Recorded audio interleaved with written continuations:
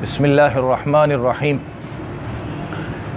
इमाम नसई रहमहुल्लाह ने हज़रत अब्दुल्लाह इब्न अब्बास रज़ी अल्लाह ताला अन्हुमा की एक रिवायत नकल की है। एक मरतबा हुज़ूर अकरम सल्लल्लाहु अलैहि वसल्लम ने एक अंगूठी बनवाई। आपने वो अंगूठी पहनी और आप सहाबाए किराम रिज़वानुल्लाहि ताला अलैहिम अजमईन के दरमियान आकर के जलवा अफरोज़ हुए। बाकी हदीस में अपने अल्फाज में सुनाता हूँ ताकि समझ आ जाए। अब नबी अलैहिस्सलाम की कैफियत ये थी, कभी आप अंगूठी को देखते, कभी सामने के मजमे को देखते, कभी अंगूठी पर नज़र जाती, कभी सामने मजमे पे नज़र जाती। अल्लाह के नबी को ये अदा, हालांकि ख़ुद फरमा रहे हैं, खुद आपको पसंद नहीं आई। जब आपको ये अदा पसंद नहीं आई तो आपने वो अंगूठी उतारी और उतार कर एक तरफ रख दी। रखने के बाद आपने बड़े अफसोस से फरमाया, क्या फरमाया? आपने फरमाया, इस अंगूठी ने मेरी तवज्जो तुम्हारी तरफ से हटा दी। कैसी अजीब बात है ना। बज़ाहिर है एक छोटी सी बात, लेकिन इसके अंदर एक बहुत बड़ा सबक है। अंगूठी है, अपनी पहनी है, कभी उसको देख रहे हैं, कभी सामने के मजमे को देख रहे हैं। आपने उतार दी और फरमाया कि इस अंगूठी ने मेरी तवज्जो तुम लोगों से हटा दी, इसलिए मैंने उसको उतार के रख दिया। इसमें हमारे लिए हमारे नबी ने बहुत बड़ा सबक दिया है। आज मैंने इस हदीस का चुनाव जानबूझ के किया है, इसलिए कि हम लोग बहुत बड़ी बीमारी में मुब्तला हो चुके, उस बीमारी को हम बीमारी नहीं समझते। अब सुनते जाइए। पहली चीज़, माँ बाप सामने, मैं मोबाइल में खेल रहा हूँ, मेरे माँ बाप सामने हैं और मैं मोबाइल में खेल रहा हूँ। जिस माँ बाप के चेहरे को मोहब्बत से देखने पर परवरदिगार हज और उम्रे का सवाब देता है, मैंने तवज्जो वहां से हटा दी, मोबाइल में लगा दी। मुझे नहीं चाहिए हज उम्रे का सवाब, मुझे माँ बाप की मोहब्बत नहीं चाहिए, मुझे तो मोबाइल प्यारा है। कैसी हमारी हरकत है। दूसरी बात, बीवी है, बच्चे हैं, सामने हैं, वो बैठे हैं, हमसे बात करना चाह रहे हैं, गुफ्तगू करना चाह रहे हैं, कुछ पूछना चाह रहे हैं, मैं मोबाइल में लगाऊं। अबू दाऊद शरीफ में एक रिवायत है, रसूल करीम सल्लल्लाहु अलैहि वसल्लम ने फरमाया, तुम पर तुम्हारे अहले खाना का हक है। अहले खाना में कौन दाखिल है? ये बीवी बच्चे तो दाखिल है, और कौन है? हमारे मोबाइल ने हमारे हाथ बांध दिए, न बीवी की तरफ तवज्जो है, न बच्चों की तरफ तवज्जो है, किसी की तरफ तवज्जो नहीं है, बस मोबाइल में लगे। बहुत बड़ा बिजनेस चल रहा है, अगर ये नहीं खेलेंगे तो शायद हमारा बिजनेस तबाह हो जाएगा। माँ बाप, जैसे जैसी औलाद बड़ी होती है, ऐसे माँ बाप के दिल में औलाद की मोहब्बत ज़्यादा आती है। वो माँ बाप एक निगाह देखने को तरसती है। अल्लाह माँ बाप के सामने इतने झमेलों से ये कारोबार, ये मुलाजिमत, ये बाहर के काम निकाल के 2 मिनट, 4 मिनट, 5 मिनट माँ बाप के सामने बैठने का मौका हमने मोबाइल निकाला और लग गए। माँ उधर देख रही है कि मुझसे बात करेगा, ये मोबाइल में लगा है। बाप उधर देख रहा है कि मुझसे बात करेगा, ये मोबाइल में लगा है। बीवी उधर देख रही है, सरताज जो है कुछ गुफ्तगू फरमाएंगे, अपने मुंह से फूल झाड़ेंगे, वो फूल झाड़ने की बजाय उंगलियों से फूल निकाल लें शीशे के अंदर से।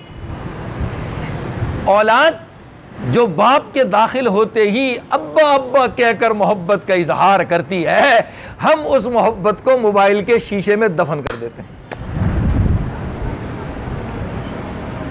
किसी बड़े के पास चले गए, किसी के पास चले गए, कोई भी हो, बड़ा हो छोटा हो, जरूरत हमारी है, साहब बड़ा सा मोबाइल हाथ में लेके जा रहे बताने के लिए मैं बहुत बड़ा मालदारी मोबाइल से जाहिर नहीं होती, मेरे अखलाक से जाहिर होती है। मेरे जेब में 1 टका ना हो मगर मैं अखलाक और किरदार का अच्छा आदमी हूं, खुदा की कसम दुनिया में मुझसे बड़ा मालदार कोई नहीं है। ये हाथों में मोबाइल पकड़ना, चाबियों के कीचेन को उंगलियों में फंसा के किसी के साथ सामने जाना, क्या इससे हमारी मालदारी टपकती है? हमारी बेवकूफ़ी टपकती है। सेल्फी, बड़ा सा मोबाइल सामने वाले जेब में होगा, आधा नजर आ रहा होगा, साहब बिल्कुल अकड़े खड़े सेल्फी बना रहे हैं। कहीं 1 मिनट सबर, पहले जेब से मोबाइल हाथ में निकाल के अब साहब ने पकड़ लिया बड़े मजबूत, इसलिए कि कंट्रोल टावर है ना, इसके बगैर तो मेरे अंदर जान भी नहीं रहेगी। ये मोबाइल से हम क्या दिखाना चाह रहे हैं किसी को, ये बात समझ में नहीं आती, ये बात समझ नहीं आती। चलें माँ बाप के सामने, बीवी बच्चों के सामने, बड़े लोगों के सामने, छोटे लोगों के सामने, कहीं हम ये गलतियां करते ही करते हैं, गुनाह करते ही करते हैं। अल्लाह एक मौका देता है हमको गुनाहों के मिटाने का, हर चीज से निकाल कर अपने घर में खड़ा कर देता है। देखा नमाज में 5 मिनट बाकी, 6 मिनट बाकी, 10 मिनट बाकी, जेब से मोबाइल निकाल के मस्जिद में बैठकर व्हाट्सएप खेल ला, फेसबुक खेल ला। खुदा की कसम हद हो गई, हद हो गई। मस्जिद में बैठकर लैपटॉप के ऊपर गाने देखे जा रहे हैं। मेरे पास सबूत है, मैं बगैर सबूत के बात नहीं करता। जब हमारा ये हाल होगा तो अल्लाह फिर हमारा हशर भी तो ऐसे ही करेगा ना। मुझे एक किस्सा याद आ रहा है, गौर से सुनिएगा। इमाम अहमद इब्न हंबल रहमहुल्लाह एक दिन कहीं जा रहे, देखा कि एक आदमी डाका डाल रहा है।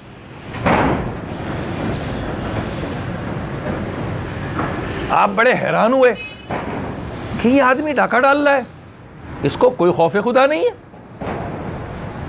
बात आई गई हो गई। अगले दिन देखा वही डाकू मस्जिद में खड़ा होकर नमाज पढ़ रहा है। इमाम अहमद इब्न हंबल रहमहुल्लाह परेशान हो गए, बर्दाश्त नहीं हुआ, पहुंच गए, कहा कल मैंने तेरे को डाका डालते देखा था, आज तू खुदा के घर में अल्लाह को सजदा कर रहा है, तेरे दिल में खुदा का कोई खौफ नहीं है? ये क्या करता है तू? उस डाकू ने कहा मुझे पता है मेरी जिंदगी में जितने दरवाजे हैं सब बंद हो चुके और एक ही दरवाजा मेरे लिए खुला है, वो है अल्लाह के हुजूर सजदा करने का। बाकी सब दरवाजे मेरे बंद हैं। मुझे मालूम है मेरा कोई दरवाजा नहीं खुला हुआ, एक ही ये दरवाजा खुला है, बस कभी कभी आके झुक जाता हूं इस पर। इमाम अहमद इब्न हंबल रहमहुल्लाह ने उस डाकू की ये बात सुनी, बड़े हैरान हुए कि इस बंदे ने क्या बात कह दी। आप अपने वक्त के इमाम हैं, फ़िक़्ह हंबली के बानी, डाकू की बात खत्म हो गई। इमाम अहमद इब्न हंबल रहमहुल्लाह हज को गए। जब हज को गए तो देखा कि एक आदमी बैतुल्लाह के पर्दे को पकड़ करके जोर जोर से रो रहा है। ये बड़े हैरान हुए, ये कौन सा आदमी है कि इस खुदा के घर के अंदर बच्चों की तरह सिसकियां लेकर के रो रहा है और अपनी मन की किसी को सुना रहा है। इमाम अहमद इब्न हंबल रहमहुल्लाह फरमाने लगे मुझसे बर्दाश्त नहीं हुआ। मैं उस आदमी के पास मजमे को चीरता हुआ गया, देखा तो वही डाकू था जो खुदा के दर पे पर्दा पकड़ के रो रहा था। इमाम अहमद इब्न हंबल रहमहुल्लाह फरमाने लगे मैंने अपने दिल में ये बात सोची, उस डाकू ने बिल्कुल सच कहा था, मेरे लिए सारे दरवाजे बंद हो चुके, एक दरवाजा खुला है। इस बंदे ने उस दरवाजे को पक्का पकड़ लिया था कि खुदा ने आज अपने दामन में इसको पनाह दे दी है। अगर ये उस दरवाजे को भी बंद कर देता, पता नहीं मुसलमान भी होता कि नहीं होता। हम पूरे दिन घर में बाहर हर जगह इसी मोबाइल के झमेलों में पड़े हुए, खुदा 20 मिनट के लिए, 25 मिनट के लिए, आधे घंटे के लिए अपने घर में बुला रहा है। अपनी हरकतों से हम खुदा के घर के दरवाजे को अब बंद करवा रहे हैं। आज हो रहा है ना, जुम्मा पढ़ना मुश्किल, तरावी पढ़ना मुश्किल, नमाजें पढ़ना मुश्किल, नमाजियों की मूवियां बन रही हैं, पाबंदियां लग रही हैं। क्यों? खाने खुदा की हमने बेहुरमती की, अल्लाह ने दरवाजे बंद कर दिए। तफसीर इब्न कसीर के अंदर हजरत अब्दुल्ला इब्न अब्बास रदी अल्लाह ताला अन्हुमा का एक कौल लिखा है। फरमाया कि इंसान जब नमाज पढ़ता है, मैं अपने अल्फाज में सुना, अल्लाह करे समझ आ जाए, मुझे भी आ जाए, आपको भी आ जाए। इंसान जब नमाज पढ़ता है, खुदा के हुजूर खड़ा होता है, और उसका खड़ा होना सुस्ती के साथ, काहिली के साथ होता है, अल्लाह ताला उससे नाराज होते हैं। क्यों नाराज होते हैं? कुरान में इसकी दलील मौजूद है। पारे 5 का आखिरी सफ़ा है, कामू मुनाफिकीन के बारे में कहा। किसके बारे में? मुनाफिकीन।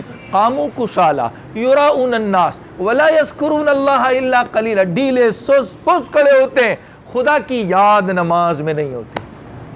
जब हम नमाज के इंतज़ार में बैठकर व्हाट्सएप खेलेंगे, फेसबुक खेलेंगे, ट्विटर खेलेंगे, और फिर जैसी जमात का वक्त हुआ, इकामत हो रही है, उसी जगह मोबाइल बंद करके सफ़ में खड़े हो जाएंगे, तो क्या हमारी तवज्जो नमाज में रहेगी? ठीक है, हम मोबाइल को साइलेंट कर देते हैं, ठीक, बेल ना बजे, लेकिन वो वाइब्रेशन जब होती है तो हमारी सुस्ती काहिली ख़त्म हो जाती है। और वैसे हमें पता ही नहीं कि इमाम साहब ज़ोहर की नमाज पढ़ा रहे हैं, असर की पढ़ा रहे हैं, मगरिब की पढ़ा रहे हैं, इशा की, कुछ नहीं पता, वो उठक बैठक कर रहे हैं। क्यों? अभी तो व्हाट्सएप खेल के फारिग हुए थे, इकामत हो गई। अभी फेसबुक खेल के फारिग हुए थे, इकामत हो गई। मैसेंजर से अभी फारिग हुए थे, इकामत हो गई, जमात में शामिल हो गए, हमें पता ही नहीं है। तो क्या हमारी तवज्जो नमाज में रहेगी? कहां से रहेगी? अब हम ऐसे ढीले सुस्त पुस्त खड़े होते हैं अल्लाह के हुजूर, जैसे वाइब्रेशन होता ओ फौरन हमें पता नहीं किसका मैसेज आया होगा, कौन सा मेरा कंटेनर आया होगा, कौन सी मेरी शिपमेंट आ जा रही होगी, जेब में टका नहीं है, और हरकतें बेवकूफ़ों वाली है। खुदा के हुजूर खड़े होकर खुदा को धोखा दे रहे। अल्लाह को धोखा नहीं दे सकते, हम अपने आप को धोखा दे रहे हैं, अपने आप को। इब्न अब्बास रदी अल्लाह ने फरमाया, सुस्त ढीला खड़ा होता है, अल्लाह नाराज होता है। फिर अगली बात फरमाई, कहा जब तुम खुदा के हुजूर खड़े होते हो तो अल्लाह से बातें कर रहे होते हो। ये तफसीर इब्न कसीर में मौजूद है। क्या फरमाया? तुम अल्लाह से बातें कर रहे होते हो।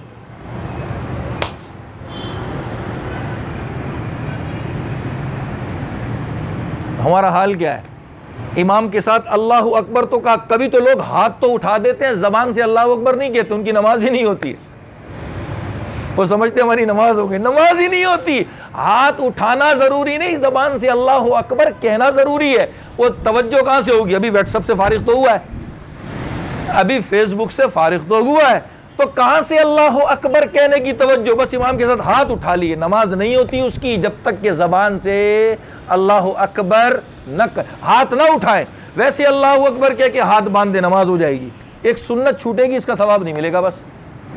लेकिन जबान से अल्लाहु अकबर नहीं कहा, सिर्फ हाथ उठा लिए, नमाज ही नहीं होगी। अभी हमने सोचा ही नहीं। हाँ, फेसबुक का सोचा, व्हाट्सएप का सोचा, अब नमाज में वही सोच रहे हैं, क्या किया हमने, क्या किया। अल्लाह के बंदो 25 मिनट के लिए अल्लाह के घर में जाते हैं, ये जमात से पहले का वक्त ये बहुत कीमती वक्त है। सहाबा से नबी ने फरमाया था, जन्नत के बागों में चर लिया करो। सहाबा ने फरमाया, या रसूल अल्लाह, जन्नत के बाग क्या हैं? वमर रुतउ या रसूल अल्लाह। तो कहा, सुबहानल्लाहि व बिहम्दिही सुबहानल्लाहिल अज़ीम। ये पढ़ा करो। और दूसरी हदीस में फरमाया, अभी मैंने शुरू में कहा था नमाज से पहले, अल्लाहुम्मा इन्नी अस्अलुकल अफ़्व वल आफ़िया वल मुआफ़ात दाइमा फिद दुनिया वल आखिरा। खुदा की कसम, ये दुआ पढ़ो नबी की बताई हुई, इंशाअल्लाह गुनाह भी हमसे नहीं होगा और तवज्जो भी इधर उधर नहीं जाएगी। यार अजीब दुआ है, मैं उर्दू बता देता हूँ।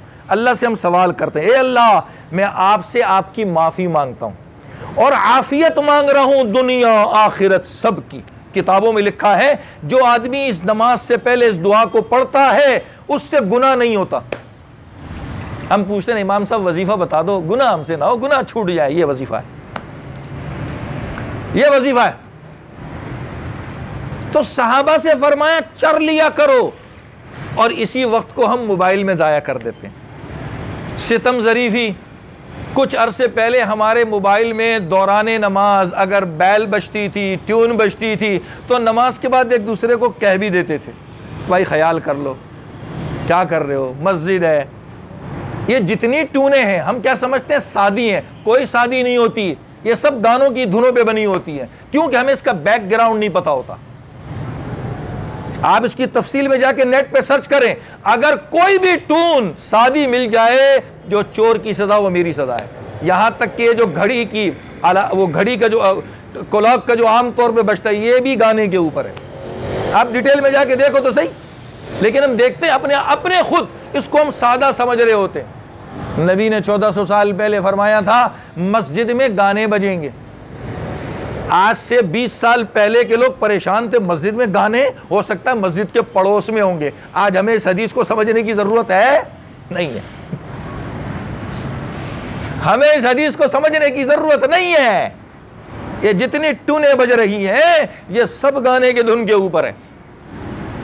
अब लोगों का हाल क्या हो गया, मैं ये अगली बात वो बता रहा हूं जो एक दो अफराद ने मुझसे खुद कही। एक साहब मुझसे, मैं अक्सर अपनी मस्जिद में कहता रहता हूं नमाज से पहले मोबाइल बंद कर लो, कभी घूम जाती है तो नमाज के बाद भी दे देता हूं थोड़ा सा कि गलती ना करो। एक साहब कह लगे हमने अपनी मस्जिद में ऐलान करना ही छोड़ दिया। क्यों छोड़ दिया जी? लोग बाजी नहीं आते। तो फिर मुझे हजरत शोएब अलैहिस्सलाम का किस्सा उनकी कौम का पारे 11 के अंदर है, वो याद आ रहा है। वो इस टून के मुताल्लिक तो नहीं है, लेकिन उनकी एक आदत है, उनकी एक हरकत है जो हमारी इस हरकत के ऊपर फिट होती है। हजरत शोएब अलैहिस्सलाम ने उनसे कहा कौम से नमाज पढ़ो, मैं अपने अल्फाज में सुना रहा हूँ, नमाज पढ़ो, हराम छोड़ो, ये करो फला करो। उन्होंने कहा छोड़ दो, ये बातें हमसे मत करो, नमाज वमाज की बातें, माल के अंदर हम जो करें हलाल हराम हमें छोड़ दो, ये बातें हमसे मत करो।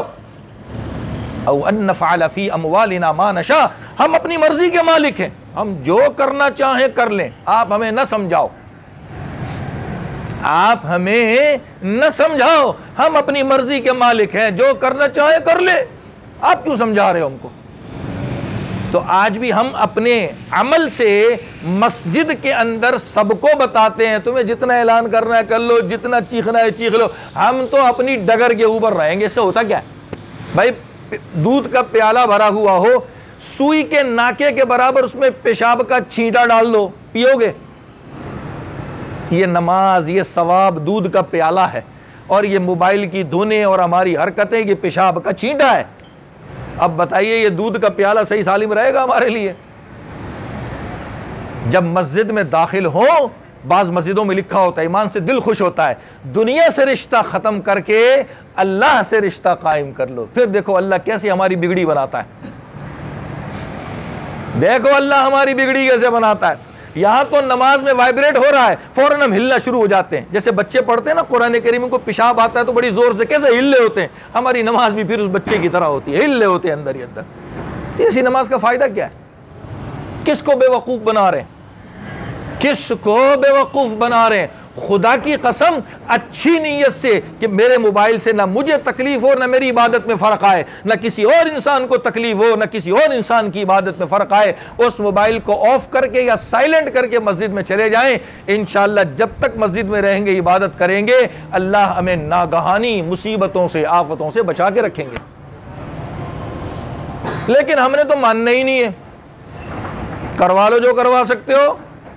तो अल्लाह ने पूरे दिन के गुनाहों के जमेलों में जो फंसे हैं, एक दरवाजा हमारे लिए खुला छोड़ा है अपने हुजूर सजदा करने का। अल्लाह हमें हमारे झूठे मुंह बुला ही लेता है, भले वो 4 नमाजों में हो, 3 में हो, 2 में हो, 5 में हो, 1 में हो, या हफ्ते में 1 मरतबा हो, अल्लाह बुला रहा है। उस बुलाने को अगर हम नाकदरी से देखेंगे तो क्या ख्याल है आइंदा ये दरवाजा हमारे लिए खुलेगा? कभी भी नहीं खुलेगा। पता नहीं इस मोबाइल से हमें क्या मोहब्बत हो गई है। इसको दिखाना, इसको ऊपर की जेब में रखना, हाथ में पकड़ना। मैं तो हैरान होता हूँ, खुदा की कसम, पढ़े लिखे लोग, चाहे दुनिया पढ़े हो या दीन पढ़े हो, जहाँ नमाज से फारूग हुए फौरन मोबाइल निकाल के चेक करते हैं। हजरत जिब्रील नमाज की कबूलियत का मैसेज लेकर, हाँ आ गए, मेरी नमाज कबूल हो गई।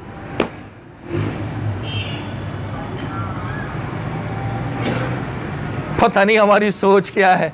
क्या ये जो नमाज 8 मिनट 10 मिनट 12 मिनट में होती है, कोई हमारे खानदान में फौत हो गया है, कंटेनर डूब गया है, क्या हुआ है, फौरन देख रहे हैं। बाज़ लोग माशाअल्लाह सुन्नतें भी नहीं पढ़ते। मैंने कल या परसों की बात की थी, नमाज के चोर होते हैं, नमाज के चोर होते हैं, नमाज के चोर। क्यों नमाज के चोर होते हैं? आज मैंने इब्ने अब्बास रज़ियल्लाहु अन्हु की बात शुरू की, कहा जब नमाज में खड़े होते हो खुदा से बात करने के लिए खड़े होते हो। जिसने अपने दिल के अंदर ये बात सोच ली कि मैं अल्लाह से बातें करने खड़ा हूँ, खुदा की कसम मोहब्बत से नमाज पढ़ेगा।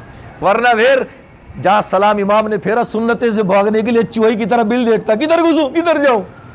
खुदा की कसम पढ़े लिखे लोग सुन्नतें नहीं पढ़ते। क्यों? अल्लाह की मोहब्बत नहीं है ना। फिर मोबाइल लेके वुजू खाने में बैठ जाते हैं, बाहर चबूतरों पे बैठ जाते हैं, इंतजार करते कोई आए दूसरे को दिखाऊं। अल्लाह ने हजरत जिब्रील को मैसेज देके भेजा, ओ बंदे तेरी नमाज कबूल हो गई। मैं बुखारी की एक रिवायत सुनाता हूं, हजरत मुगीरा इब्न शुअबा रज़ियल्लाहु ताला अन्हु उसके रावी हैं। अपने अल्फाज में सुनाता हूं, अपने अल्फाज में। नबी अलैहिस्सलाम ने फरमाया, अल्लाह ताला को चंद चीजें पसंद नहीं, उस पर नाराज होते हैं। क्या होते हैं? नाराज। मैं उसमें से 2 बताऊंगा, हदीस में 3 है। आज की बात के मौजू के मुतालिक 2 है, इसलिए 2 ही बताता हूं। कहा अल्लाह ताला नाराज होते हैं। पहली बात, फजूल गपशप से।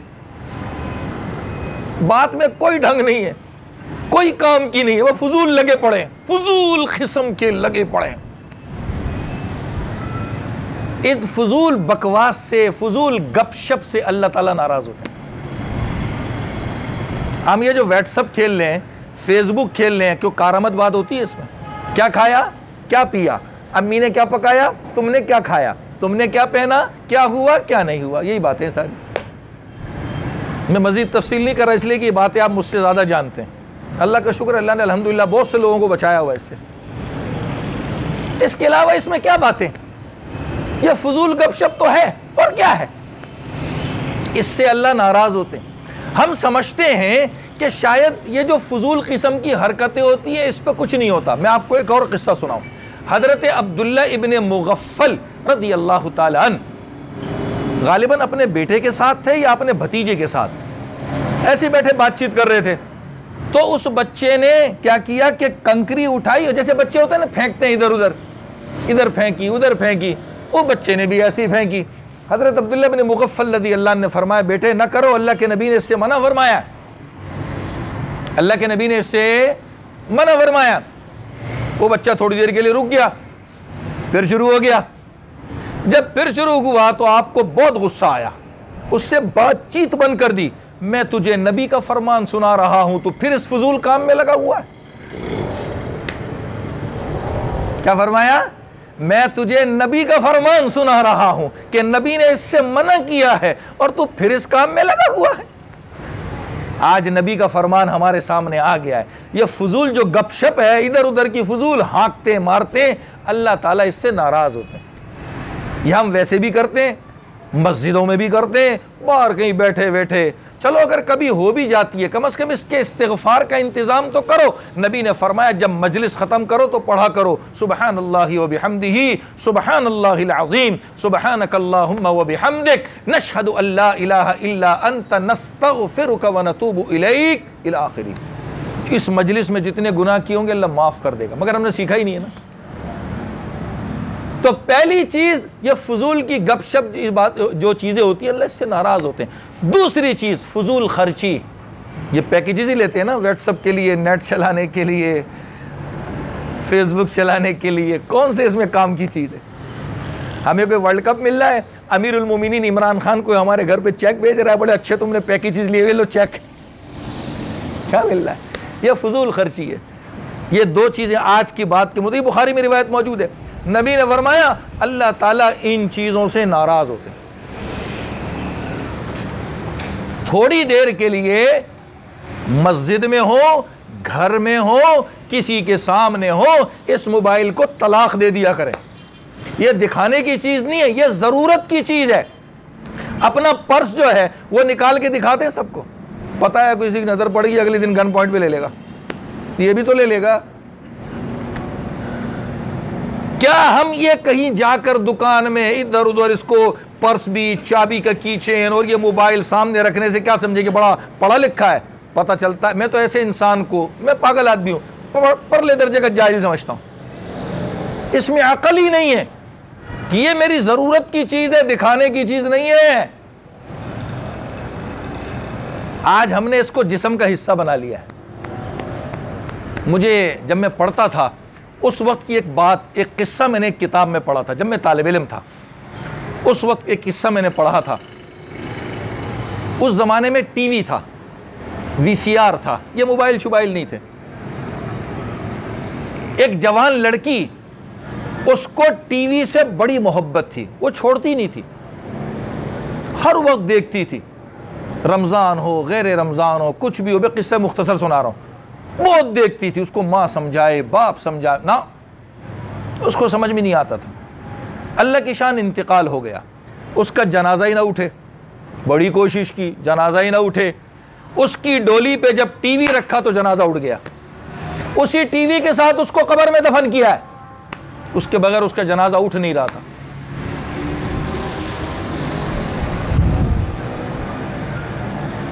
जब टीवी उसकी डोली पे रखा तब उसका जनाजा उठा है, उसी टीवी के साथ उसको दफन किया है।